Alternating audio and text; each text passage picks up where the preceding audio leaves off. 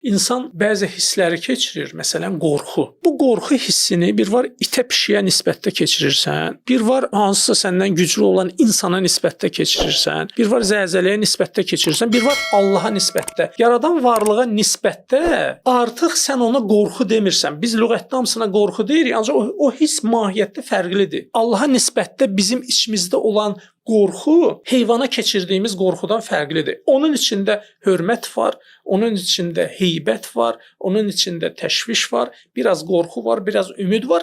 Bunun sevgi var. Sevgi var, bəli. Bunun qatışığından ibarət olan bir hissə bizim dilimizdə uyğun söz olmadığına görə biz ona deyirik qorxu. Fərqli qədim kitablara və dini ədəbiyyata baxanda biz görürük ki, o qorxu tamam başqa qorxudur. Sən beynində Allahı düşünəndə üç başlı əjdaha kimi, yuxundakı kabus kimi düşünmürsən. Biz indi gərək İslam dini ədəbiyyatına, orada da məsələn Qurani-Kərimdə bu hiss xof kəlməsi ilə göstərilib. Məsələn rob kəlməsi ilə yox, ərəblər rob kəlməsini it-pişiyə nisbətdə bir qorxuda bu kəlmədən istifadə edirlər. Ancaq Qurani-Kərimdə xof, təqva bu cür ifadələr gəlib. Bu ifadələr isə xof.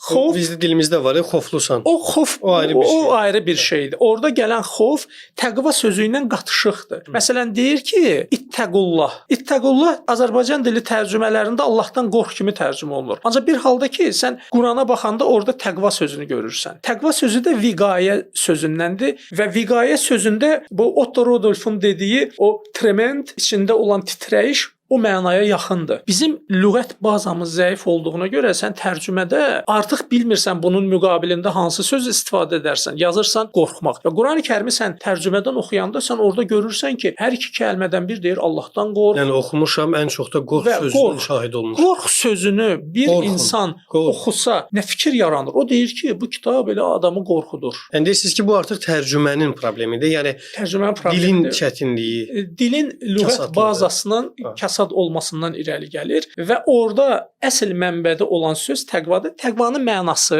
məsələn, atandan insan içəri girəndə bir qorxur. Ancaq o qorxuya deyirsən heybət. Yəni ataya nisbətdə olan hörmət, ona dəyər və əzəmət səndə ona nisbətdə hansı hal yaradır? O təqva ifadəsi buna yaxın olan bir ifadədir. Qurani-Kərimdə istifadə olunan kəlmə Allahdan qorx deyəndə o mənadadır. Yəni Allaha nisbətdə içində bir heybətin olsun, bir əzəmətin olsun, bir sevgi və dəyərin olsun. Bir hədisdə Musa peyğəmbərə Allah belə bir xitab eləyir, deyir ki, insanlara məni sevdir. Yəni ilk kəlməsi sevgi ilə başlayır. İnsanlara məni sevdir və soruşur ki, mən insanları səni necə sevdirim? Deyir, onlara mənim verdiyim gözəlliklərdən danış. Onlara mən nə vermişəm? Mən onlara necə diqqətim var? Məsələn, sənə sağlam bədən vermişəm, göz vermişəm, gözəl nemətlər vermişəm. Bunları sən sadalananda, sən artıq həmən şəxsə qarşı içində nə yaranır? Qorxu yaranmır ki, içində sevgi yaranır. Deməli, o istər qərb teoloqlarının, istər İslam və digər teoloqların dərin akademik əsərlərində bizlər baxıb görürük ki, orada istifadə olunan ifadə və yanaşma bu səthi dini yanaşmadan köklü surətdə fərqlənir və yanlışlıq və dini yanlış anlama, dini ədəbiyyatı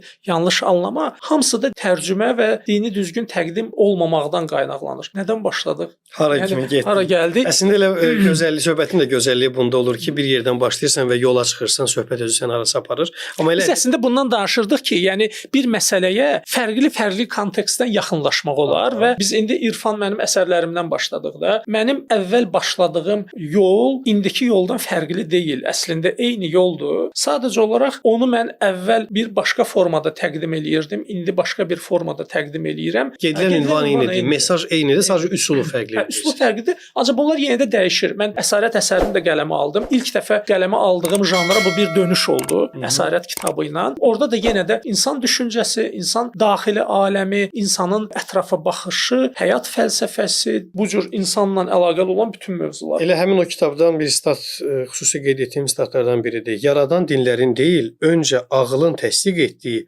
mövcudluğunu labud bildiyi həqiqətdir. Ümumiyyətlə bu kitabda bir çox ifadələr, bir çox yanaşmaları xüsusi qeyd etmişəm. Bu məqamı qeyd edəcəm. Əslində bu kitablara ayrı-ayrılıqda qayıdacağıq. 32 kitab var. Bunun üçün mənə gəlir ki, hər kitab haqqında ayrıca bir podkast çəkmək olar.